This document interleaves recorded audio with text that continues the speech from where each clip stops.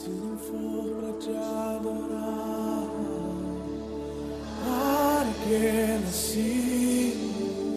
Se não for pra te servir, estou aqui. Se eu quero te adorar. Quantos sentiram a presença do Espírito? Glória a Deus! Quantos responderam à presença dele nesta noite? Aleluia, Deus é bom, né, queridos? É tão gostoso, fala assim, de boca cheia, é tão gostoso quando nós separamos um tempo para buscar esse Deus, para responder à presença. Hoje eu estava lá no meu trabalho, meditando na palavra. Aí eu falei assim, Senhor, eu não preciso de banda, eu não preciso da igreja, eu preciso do Senhor. E ali, queridos, eu fechei meus olhos e comecei a atrair a presença de Deus naquele lugar. E como é gostoso nós tirarmos esse tempo para Deus. Infelizmente, nós perdemos muito tempo com outras coisas que não edificam a nossa vida. Amém ou não? Glória a Deus. Hoje o culto de Santa Ceia, todos os cultos são especiais, amém? Amém ou não? Amém. E hoje é um culto mais do que especial, não é verdade? Culto de Santa Ceia. Eu queria que alguém fechasse a porta das crianças ou pedisse para elas dar uma maneirada um pouquinho. Amém? Glória a Deus. Hoje eu quero alertar, queridos, quero te alertar acerca do pecado. O que acontece quando nós decidimos viver uma vida no pecado, uma vida promíscua, fora da presença de Deus? Acabamos de perceber que a presença do Senhor ela é gostosa, ela é boa, sabe? Ela nos completa. Agora, o pecado nos afasta de Deus, nos afasta dessa presença e dessa comunhão. E essa noite eu quero te alertar sobre isso. Deixa eu fazer uma pergunta: quantos jantaram antes de vir para cá? Ninguém jantou? Glória a Deus por isso. Lancharam? Alguém lanchou antes de mim? Se você tiver estômago fraco, queridos, eu peço para você arrumar um saquinho, cair perto de você, tá? Por causa da ministração de hoje. Creio eu que todos nós que estamos aqui não vivemos essa vida de pecado, certo ou errado? Certo ou errado? Gente, me ajude em nome de Jesus. Vou repetir. Creio eu creio que todos nós que estamos aqui não vivemos essa vida de pecado, sim ou não? Muita dúvida. Meu Jesus. Hoje a gente tem que fazer tudo de libertação, de Santa Ceia. Embora ainda pecamos, a Bíblia diz que quem é nascido de Deus não vive pecando. Espero que você também não viva pecando. Amém? Amém. Opa, está começando a melhorar. Está começando. Eu vou começar a alegrar aqui hoje. Embora, queridos, nós pecamos, a Bíblia fala que todo homem peca. Embora nós pecamos, a Bíblia também nos orienta que se nós fomos nascidos de Deus, nós não vivemos pecando, porque o pecado ele não nos escraviza mais. Nós somos libertos, nós somos livres. O crente hoje ele só peca se quiser. Vou falar hoje sobre morte. Por isso que eu pedi para você que tem um estômago sensível, ficar aí com um saquinho pertinho, que hoje eu vou falar sobre a morte. E principalmente sobre a morte espiritual. Hoje a gente liga a televisão e vê lá, ou passa na rua, eu que ando de moto, eu vejo muitos acidentes. E quando nós nos deparamos com um corpo estendido ali no chão, já sem a vida, colocamos a nossa mente para pensar: morreu. Mais um se foi. Será que esse foi para a glória? Ou esse vai padecer no inferno? Vocês já fizeram essa pergunta para você? Quando você passa e vê uma pessoa morta, qual a primeira coisa que vem na sua cabeça? Um sentimento de culpa. De às vezes você ter a oportunidade, ter tido a oportunidade de evangelizar para aquela pessoa e não fez. E depois vem a cobrança, vem a acusação. Eu quando eu passo, eu vejo principalmente um motoqueiro, eu falo assim: meu Jesus, ainda bem que não fui eu. Porque o acidente de moto por si só já dói. Eu já sofri 4. E dói. Imagine você morrer. E quando eu passo e deparo com uma pessoa morta, eu falei, Senhor, será que foi para ti? Ou será que se perdeu? Só que quando nós nos tratamos da morte física, nós vemos um peso no coração. A morte espiritual nós não vemos muitos comentários. Às vezes você está aqui hoje, mas espiritualmente você pode estar morto. Olha para a cara do teu irmão mais bonito que está aí perto de você. Vê se ele tem cara de morto ou cara de vivo. Olha a cara dos mortos-vivos. Às vezes nós não nos alertamos a uma morte espiritual. Onde nós estamos na igreja, usamos uma gravata, carregamos uma Bíblia e olhamos para o nosso irmão dizendo que está tudo bem. Ele está sorrindo, mas por dentro ele está morto. Ele está igual um sepulcro caiado. Por fora bonitinho, mas por dentro a morte impera sobre a vida dele. E não damos a mínima, porque o nosso irmão está andando. Não está jogado, não está coberto com um pano, como nós vemos os cadáveres aí na rua. Você já perguntou para o seu irmão se ele está bem? Olha para ele e fala assim, meu irmão, você está bem? Fisicamente eu sei que você está vivo, mas você está bem espiritualmente? E nós temos que ter esse cuidado, nos alertar sobre a morte espiritual, que ronda muitos cristãos por aí, e nós não damos a mínima importância.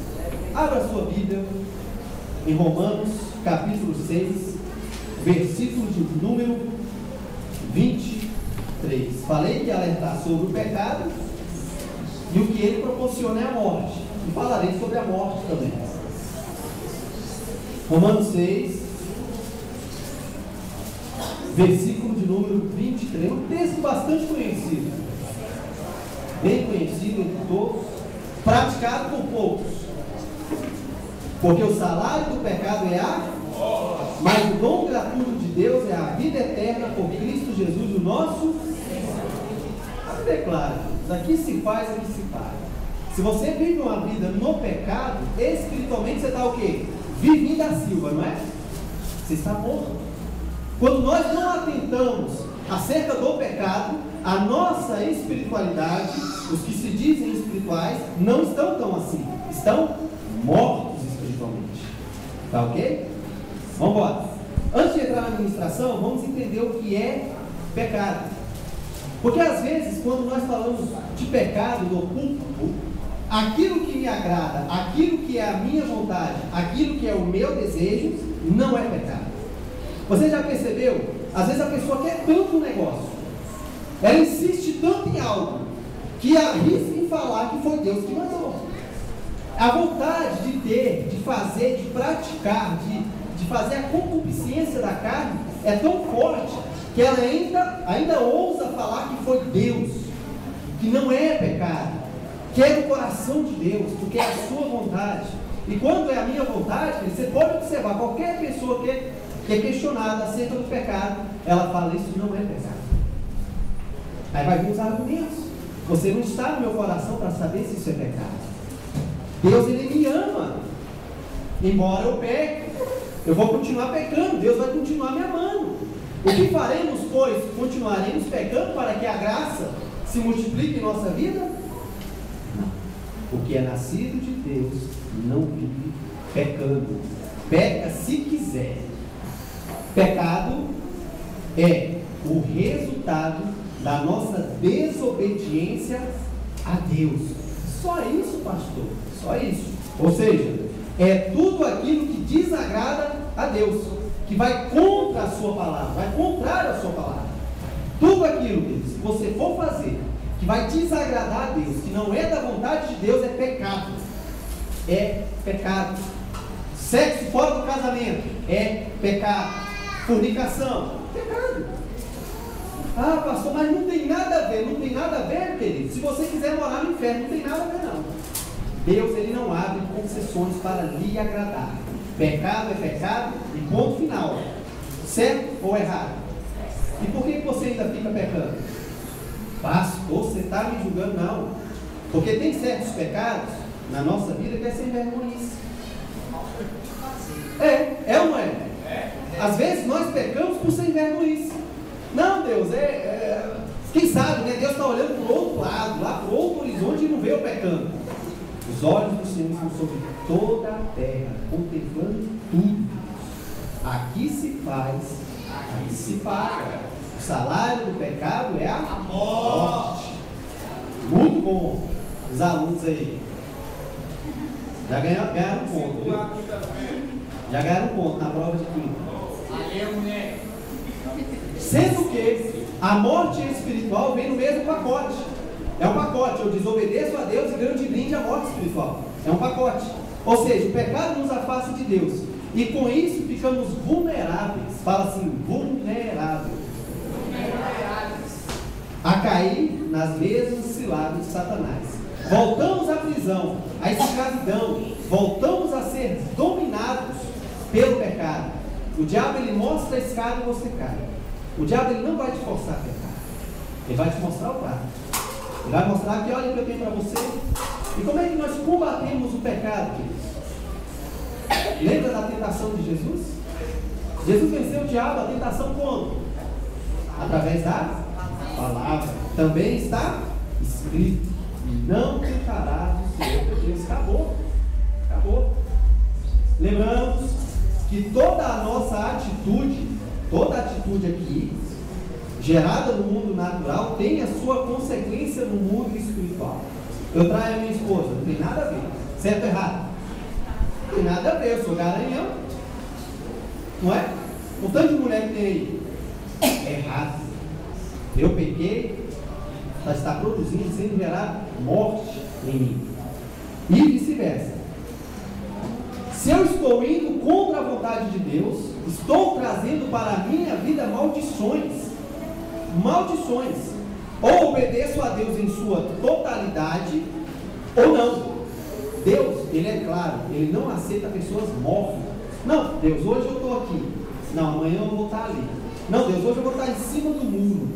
Em cima do muro, diz lá em Apocalipse o quê? Vomitativo da minha boca. Ou nós seguimos o Evangelho com verdade e sinceridade na sua totalidade, ou largamos de mão, tendo a certeza que nós vamos morar no inferno, junto com o diabo e seus príncipes, os seus demônios.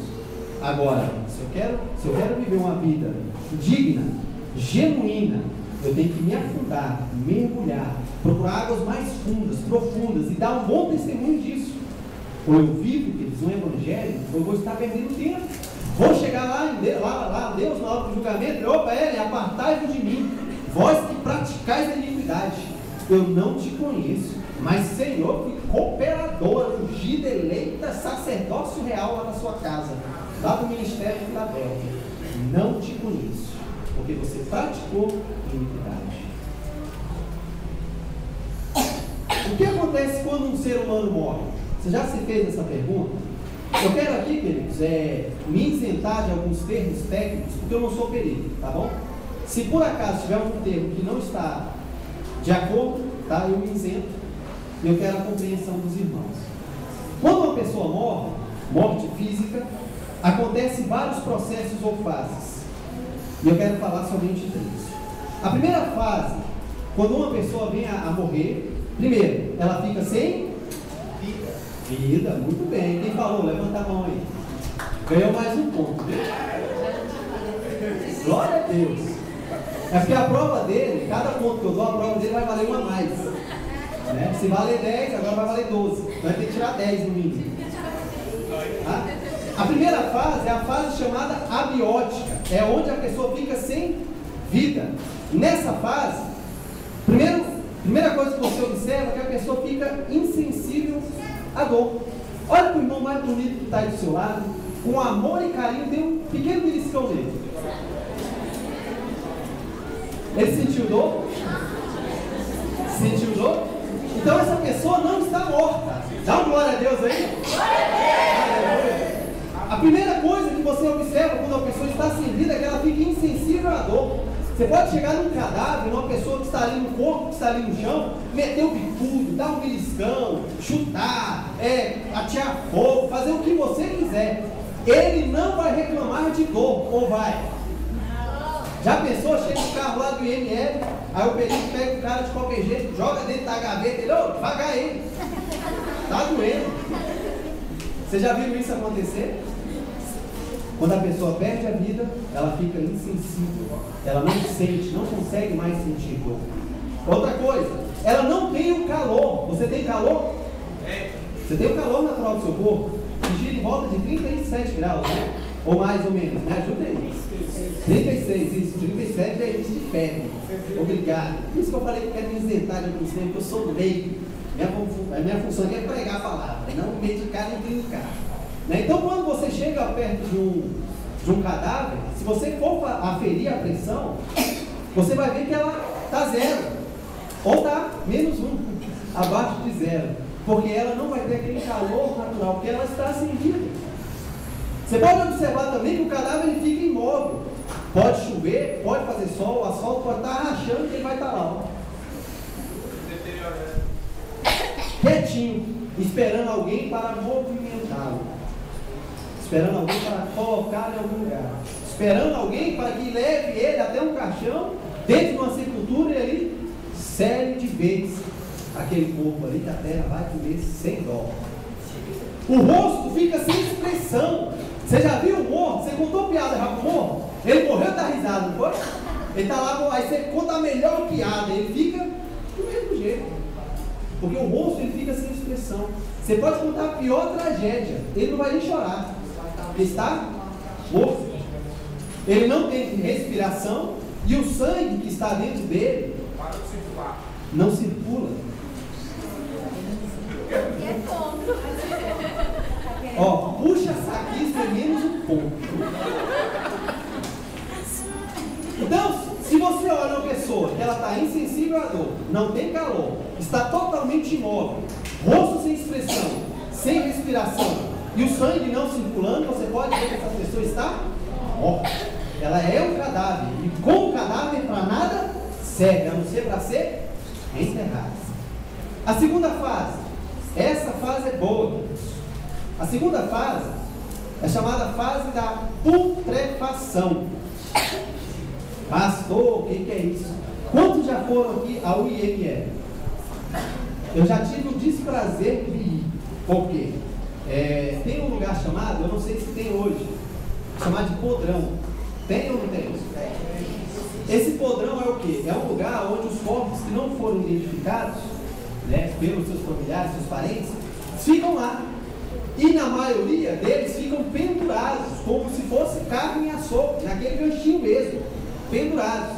E embaixo deles fica uma bandeja grande, aonde ele fica ali tantos dias, né? Eu acho que tem um período de dias, eu não sei, e muitos já começam a se decompor. Essa fase é chamada fase de putrefação. Né? É horrível mesmo. Nessa fase, as bactérias se reproduzem e destroem todos os órgãos do corpo. E nisso ocorrem dois subprocessos bem interessantes. O primeiro subprocesso é o processo gasoso. Você já viu um morto? O morto não dobra de volume. A minha vontade é dobrar de volume, mas em vida, não em morte. Eu estou tentando, queridos, mas não consigo. Deus me fez assim, amém, glória a Deus. É quando ocorre a imensa produção de gases, que vai inchar todo o corpo. As bactérias, elas começam a se alimentar, começam a comer todos os tecidos internos, todos os órgãos, e nessa coagulância toda, elas vão produzir o quê? Gases. E os gases não vão ter aonde sair, inicialmente vai inchar o corpo. Quando alguém falou, o morto dobrou de volume, isso é verdade, por causa dos gases, que é a segunda subfase, a primeira subfase da putrefação. A segunda subfase é o estado colicoativo. O corpo ele vai perdendo a sua forma. Lembra do morto pendurado? Começa a cair em pedaço, ele vai perdendo a forma mesmo, tá? Porque é um estado super avançado, onde a bactéria já destruiu tudo. Se você abrir o corpo, você não vai distinguir mais o que é nada, porque está uma grande massa de esporo. E cai um pedaço assim nas formas, que você precisa ver. Não dá para fazer isso, viu? Você que é carnívoro aí. Não dá. Sem contar o odor. É horrível chegar perto de uma pessoa no estado de putrefação. Você está aguentando, queridos? Continua ou para? Continua? Vocês não são Jason, mas vocês gostam de alguém, né? A terceira e última fase da morte física é a fase da esqueletização. É quando ocorre a destruição total dos órgãos e dos tecidos, ficando na terra somente os ossos secos. Entenderam? Vocês entenderam as fases? Primeira fase é qual?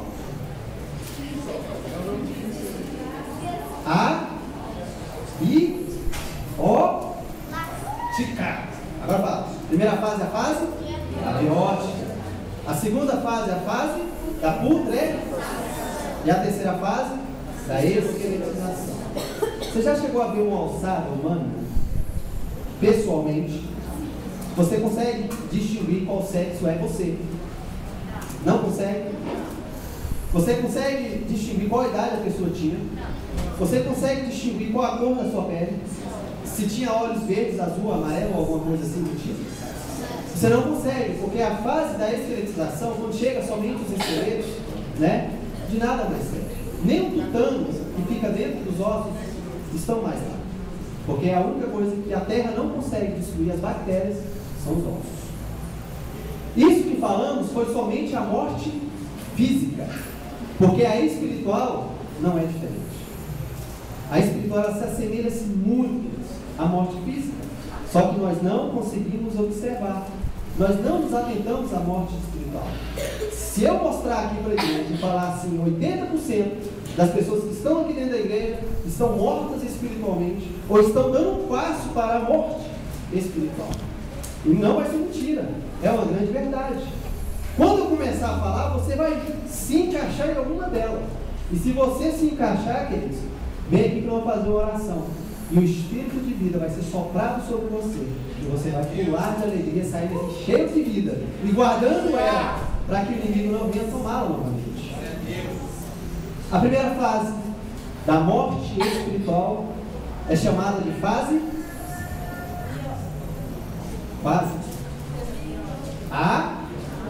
abiótica. Se lembra da morte física?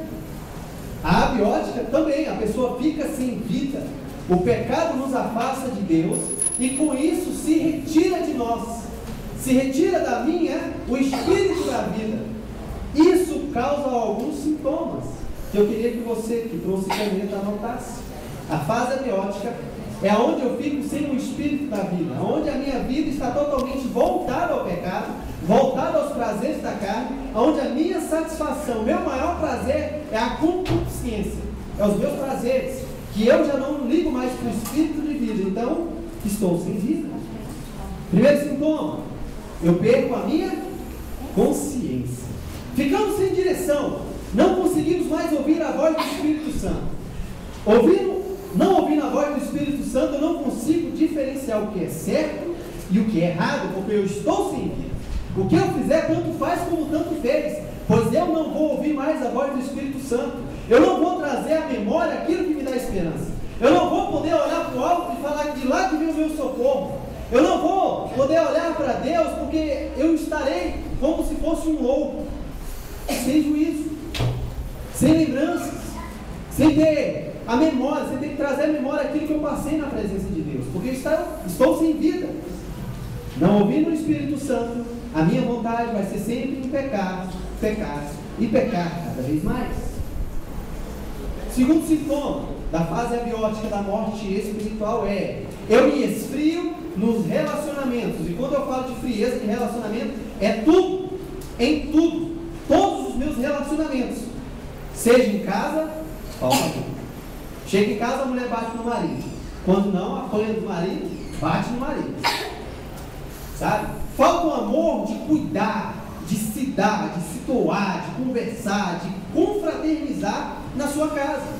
De montar realmente e falar assim: a minha casa vai ser chamada casa de oração.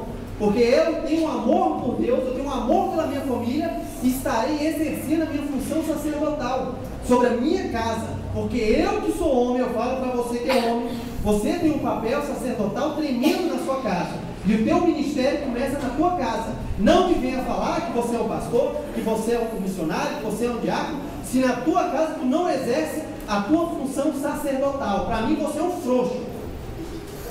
Você está frio espiritualmente. Você deu um passo para a morte espiritual.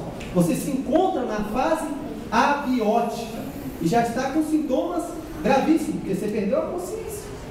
Perdendo a consciência, você esfria no seu relacionamento, e prova disso a sua casa. Ah, pastor, você fala que não é para você, eu estou falando para mim. Eu estou compartilhando a vocês. Amém? Na igreja, falta de dedicação. O culto começa às 7h30. Hoje eu vou chegar um pouquinho tarde. Irmãos, nós precisamos de alguém para limpar as cadeiras. Não, pastor, tem quem faça.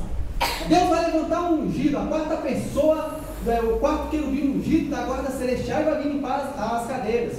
Irmãos, vamos fazer um mutirão? Não, pastor, tem muita gente. Irmãos, eu preciso que alguém abra a igreja para ver se está... Não, pastor, não tem nada não. Os irmãos são crentes, eles vão entender. Nós começamos a ser relaxados com os nossos compromissos.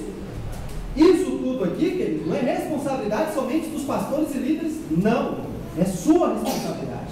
Porque é o seu dinheiro que foi empregado aqui.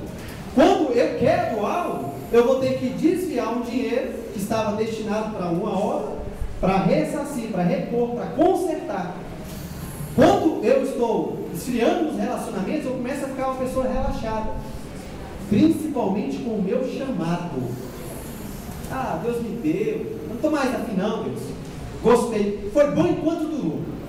Quando eu pregava, quando eu cantava, quando eu falava em línguas, quando eu mostrava para os outros que eu sapateava. Era bom demais. Glória a Deus. Será que você tem ficado um pouco relaxado? Na sociedade, vamos para o campo missionário agora. Estou nem aí. Ema. Cada um com o seu problema. Pastor, Deus já me salvou. Aprove a Ele me salvar, me chamar, os outros que corram atrás do prejuízo. Você acha que eu vou perder meu tempo correndo atrás dos outros? Pregar o Evangelho para os outros? Irmãos, se o teu pensamento tiver esse, você está totalmente contrário à palavra de Deus, que diz: ide por todo canto, pregar o Evangelho a toda criatura, pois aquele que crê e for batizado vai ser salvo.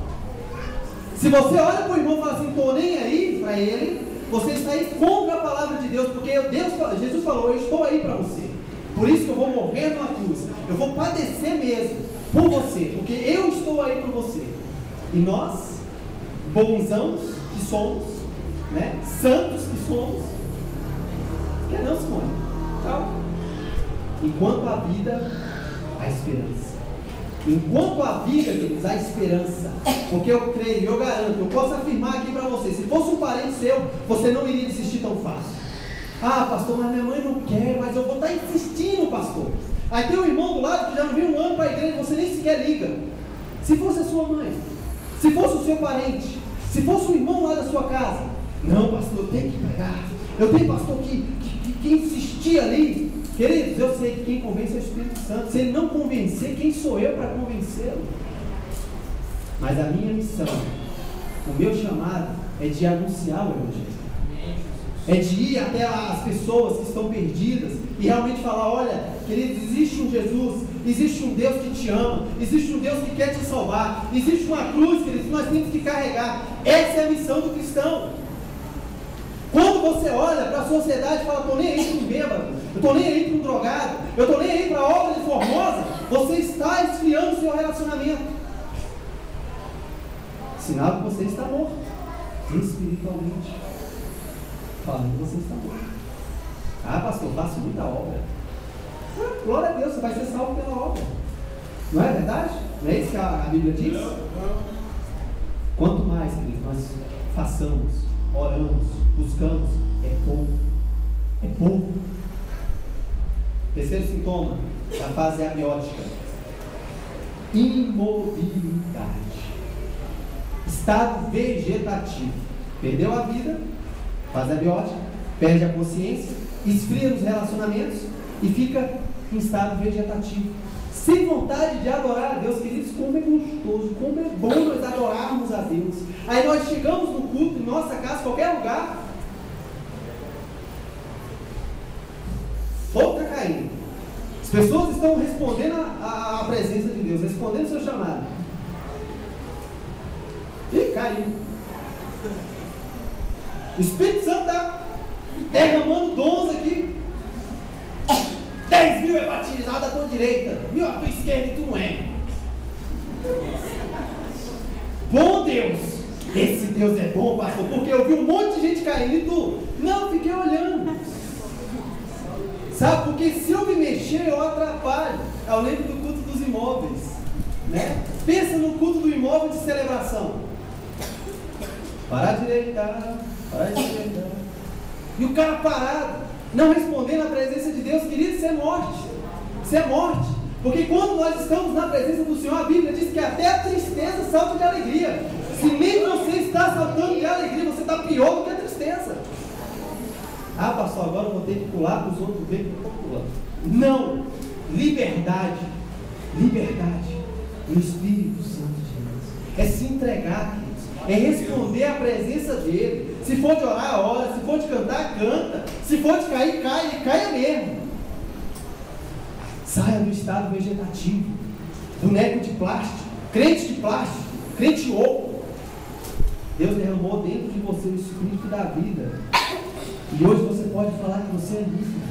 Hoje você pode falar assim: eu tenho vida em Jesus. Ele me tirou das mãos do diabo, das garras do diabo. Hoje eu sou livre. Eu não vou perder essa vida. E para não perder, eu tenho que alimentar-me. Eu tenho que buscar. Eu tenho que sair do comodismo. Sair do observatório.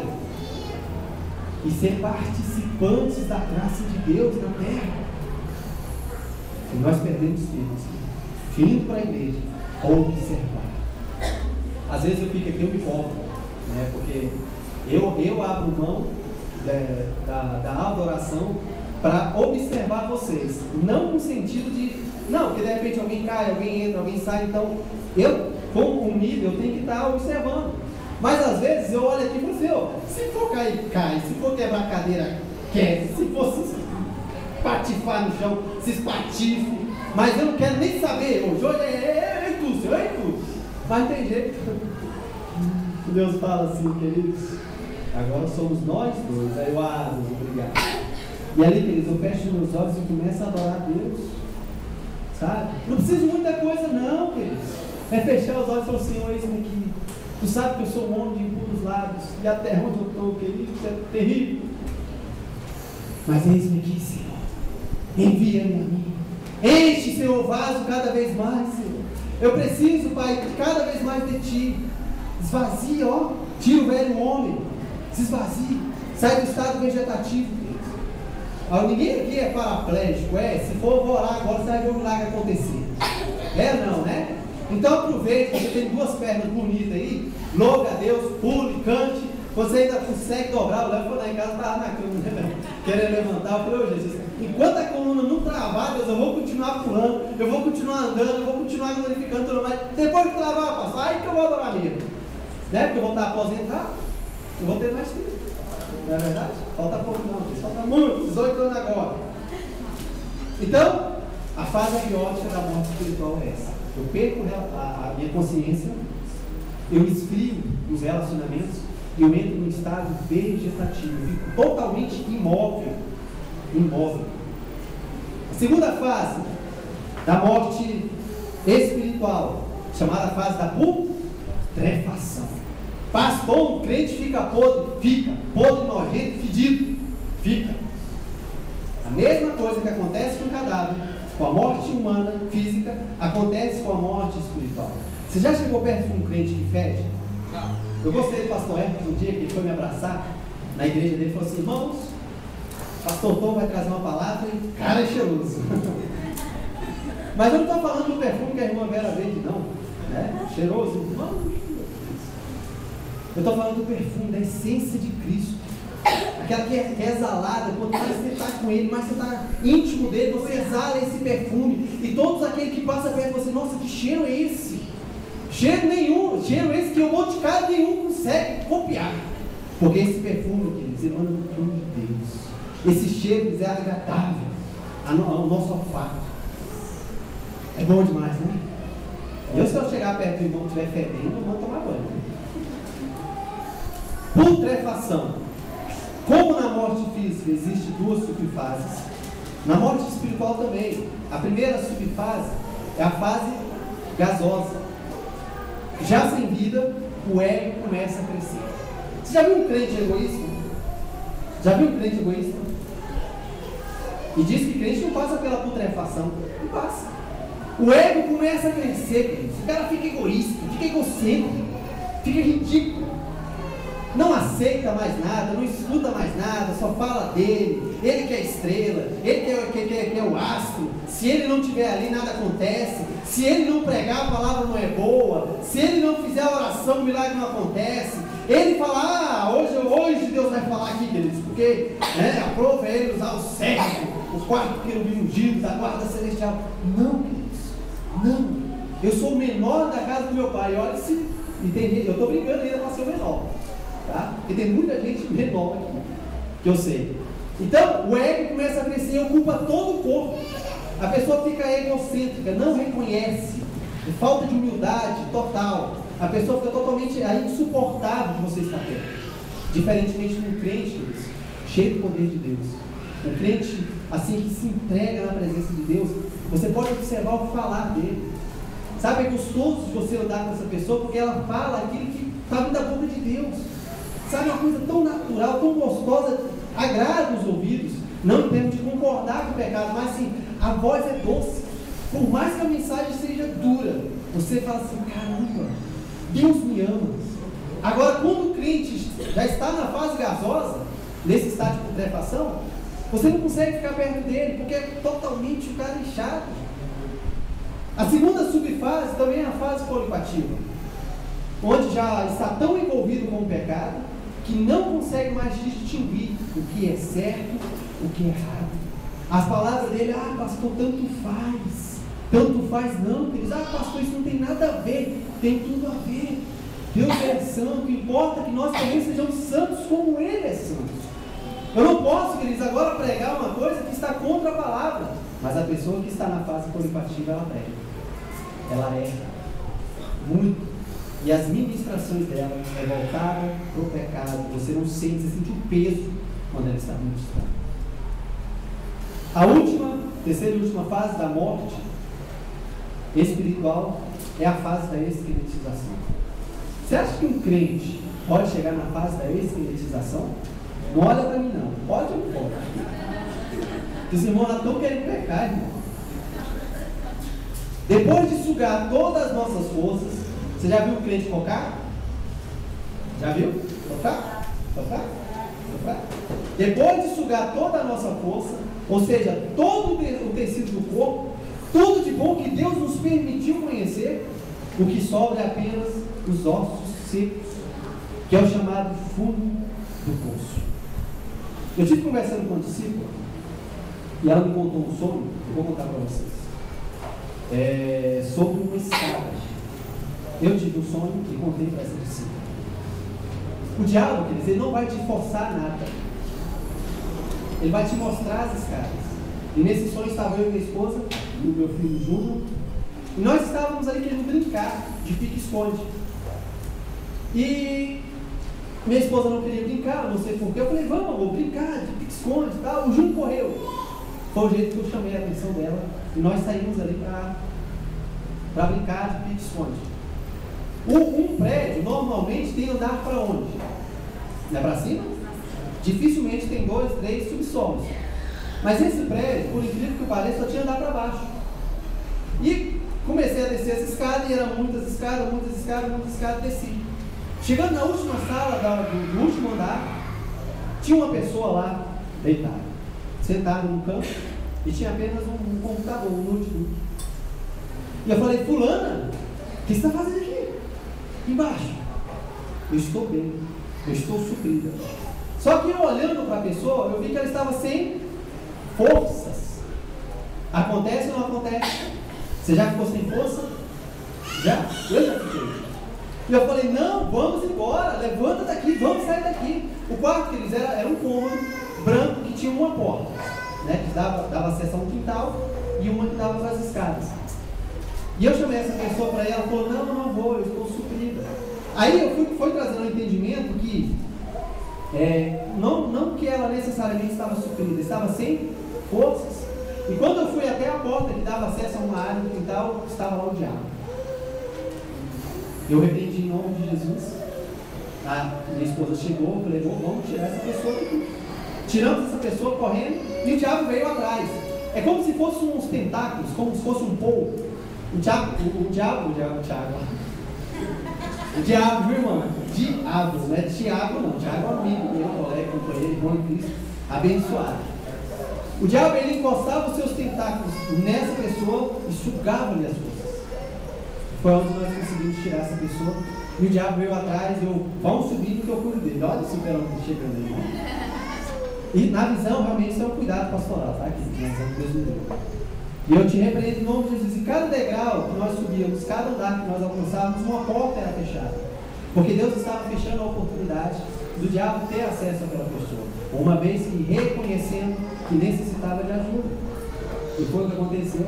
Essa pessoa entendeu a visão e falou assim: Jesus, eu quero o Senhor, e hoje está viva para sempre. Amém? Glória a Deus. Então, quando nós olhamos e colocamos culpa no diabo, é coisa totalmente errada, porque ele só vai mostrar a escada, ela e desce. Olha a escada bonita para você descer. E se nós não estivermos vigiando, se nós já estivermos sem vida, nós vamos descer as escadas.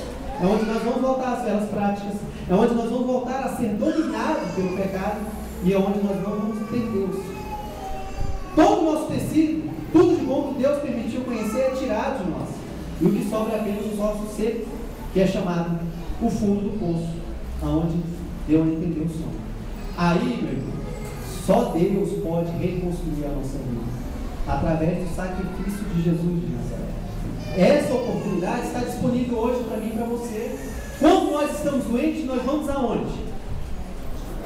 Ao hospital. Falar com quem? E Jesus é o quê? Será que você está bem espiritualmente falando? Será que hoje você pode fazer uma análise na sua vida e falar: pastor, dói? Se há dor, há algum sintoma. Por que está doendo? Será que hoje você está cantando aqui: glória a Deus, pois vencerei, glória a Deus, pois vencerei, e tua alma está ferida? Será que você está aqui de corpo, mas o espírito no esqueleto? Onde você já não ora mais, onde você já não adora, onde você já não reconhece que precisa de ajuda? Corra para os médicos, fala: Senhor, estou aqui mesmo, porque estou precisando. Pai, a morte ela tem rondado e tem mesmo. Mas Salmo 91 diz: aquele que habita a sombra do Onipotente, corra, querido, nos braços do Pai. Saia dessa morte espiritual, venha para a vida e vida eterna com Cristo. Qual fase dessas que eu falei você está vivendo? Reconheça que o primeiro passo para você ser tratado é você reconhecer que necessita de ajuda. Se você não reconhecer, você está na fase da putrefação, no estado gasoso, onde você não reconhece que precisa de ajuda. Eu já precisei muito de ajuda, queridos, e preciso até hoje. Sabe? Quando eu vejo que o trem está mal, eu corro para um colega e falo assim: amigo, vamos orar, porque o trem está feio. E se a gente não fizer isso, se nós não fizermos isso, nosso destino é um caixão. Será que tem caixão para a morte espiritual? Sabe que tem? Funerária gospel aqui, o teu espírito é enterrado. Né? Tem a funerária com o pastor, né? Funerária gospel. Coisa horrível. Será que nós vamos poder, ou vamos ter que chegar a esse ponto de abrirmos funerárias espirituais para enterrarmos? Algo a se pensar. Eu lancei, vou patentear, tá? Se alguém copiar, você já sabe o que foi eu falei. Pode ser seu sócio. Não, não precisa de sócio não. Vai dar, olha, e vou ser sincero para você, vai dar muito dinheiro. Porque tem de crente morto aí, espiritualmente falando, tem. Tá? Mas glória a Deus que aqui só tem vivos, amém? Talvez você seja esse vale de ossos secos.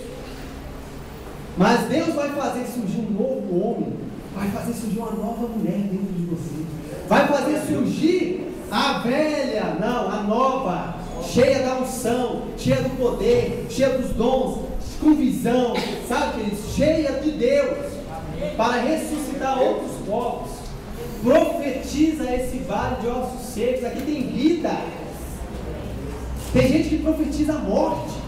Eu vi crente fazendo isso. É horrível. Hoje, queridos, é um culto de Santa Ceia. E o que você tem dado como resposta ao Senhor? Será que você está no estado vegetativo? Ou você tem respondido ao chamado? Será que você tem atraído a presença dele? Ou tem evitado a sua presença? Vivendo as práticas religiosas para agradar e ser visto pelos homens. Deus ele não quer que você agrade a Deus. Deus ele quer que você agrade com a vida que Ele te deu. Com a vida que Ele te deu. Acorda, igreja. Jesus está às portas. E o que você tem para apresentar? Se Jesus se pedisse sua alma hoje, o que você apresentaria? Um vale de ossos secos? Ou um exército dentro de você? Eu queria que você ficasse Se sério. não for pra te adorar, para que nasci? Se não for pra te servir, eu estou aqui. Se eu quero te adorar,